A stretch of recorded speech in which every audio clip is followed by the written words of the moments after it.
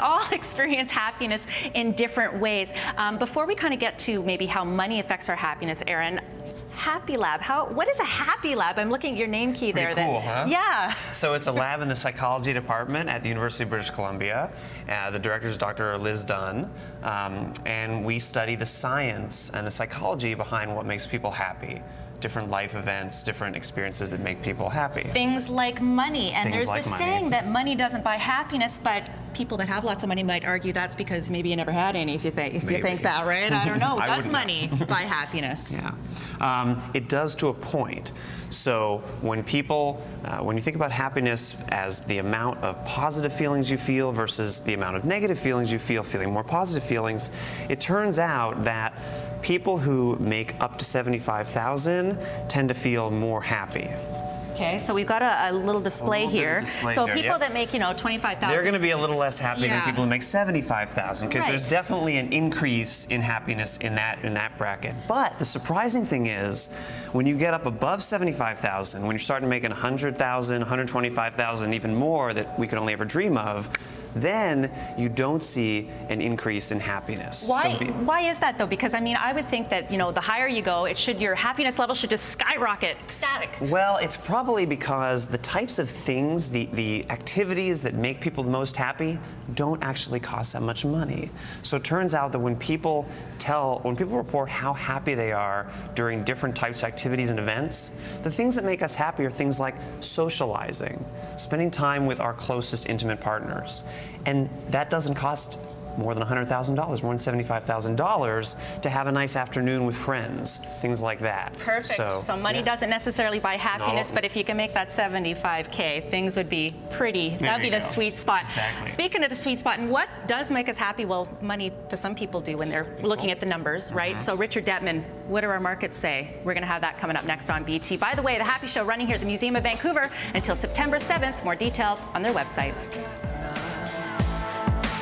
We're here at the Happy Show at the Museum of Vancouver, where they have lots of different things that studies that have been done that tell us what activities actually affect our happiness. And they have things like happiness around the world. They have different activities, which Aaron, I know you were saying socializing makes people very, very happy. And happiness and time off. I just had some time off. I'm pretty happy. Great. So when we talk about things that make us happy, what have you found with the studies that you've done? So one thing research in our lab has found is that, let's say you have some disposable income, you have some money to spend, you might actually be better off spending it on other people. So getting someone a gift, maybe donating to charity, versus spending it on yourself, so buying yourself a treat. And so the idea is that spending on others actually at times makes you happier than spending the same amount of money on yourself. Is that the same as charity? It can be, yep. Okay. So that's often lumped in with giving money to charity, charitable donations. Now, we live in a world of excess too. So when we talk about acquiring things, does more necessarily mean better? Not always. In fact, sometimes a little bit less can mean a little bit more. So that's some other research from our lab. Another lab showing that, let's say you have a favorite thing. Let's say it's chocolate. Let's say it's a latte versus just regular coffee. Sometimes savoring those little pleasures, having a little bit less of them versus a little bit more, can actually make you more happy. So then I'm looking at all these gumballs, and this isn't actually an experiment based on having gumballs. What is this actually showing us here?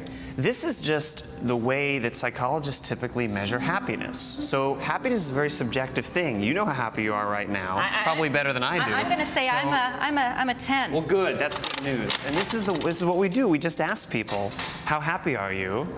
Often not with gumballs, but it's nice. And lots of people apparently are feeling a 10 because we can see from this here that there's a lot of open space. And before we go to Michelle, really quickly here, by the way, you can check out the Happy Show at the Museum of Vancouver.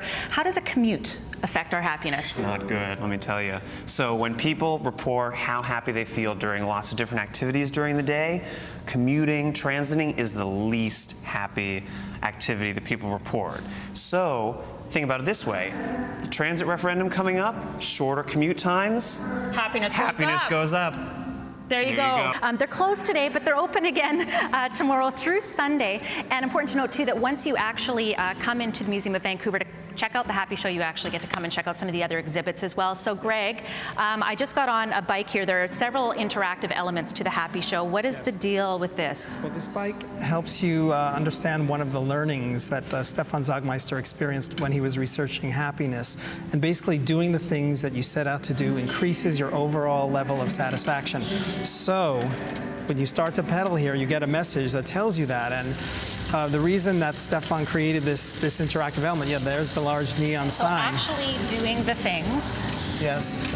If you actually do what you set out to do, then it helps you have a better general sense of well-being in your life. So we've got, maybe Alan, we can show what's happening over here. So, and incidentally, you said neon is something that brings happiness to people. Yes, well, as you know, neon has a long history in Vancouver, and just beautiful color, beautiful light.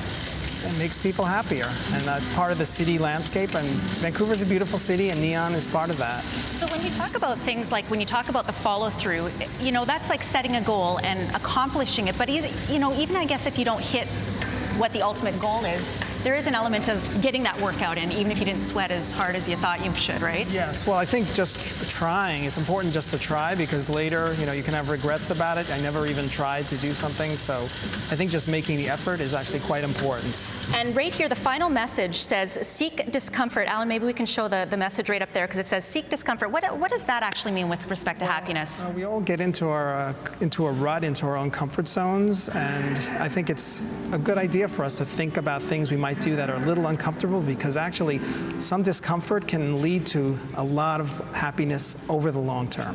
Discomfort like wearing really tight jeans on a bicycle first thing in the morning.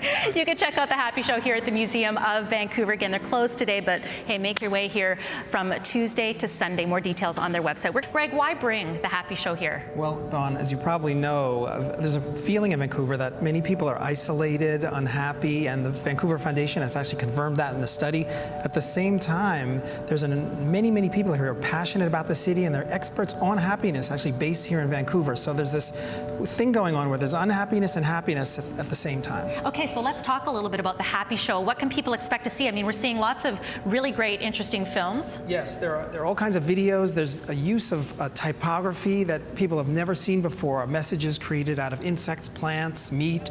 There are all kinds of interactive elements here, very unique set of art installations. Talk about this just really briefly. Assuming is stifling. I mean, this is just one of the many concepts that gets people thinking. Yes, well, I mean, as most people, or many people know, when you assume something, you're cutting yourself off. You're stopping possibilities. So assuming anything is limiting yourself. All right, and finally, of course, we have lots of interactive elements. Of course, we, you know, had the little gumballs and rated our happiness. I was riding the bike, of course, bringing about messages on neon, which also brings happiness. What's the idea behind this here? Well, the message is step up to it, and because Sagmeister's mother worked in a store, she for many years always said to him, you know, you've got to initiate contact with people, and so he developed this message, step up to it. What happens here is that when you smile, you see what happens. You see this beautiful rainbow color, and smiling is contagious. So when people are here in the exhibition, they see you smile, and they see the color, it makes them happier too. All right, you can be happy. Check out the Happy Show happening here at the Museum of Vancouver. More details on their website. Will the weather forecast make us happy? I don't know. I'm going to smile anyways. Stay with us. You're watching VT.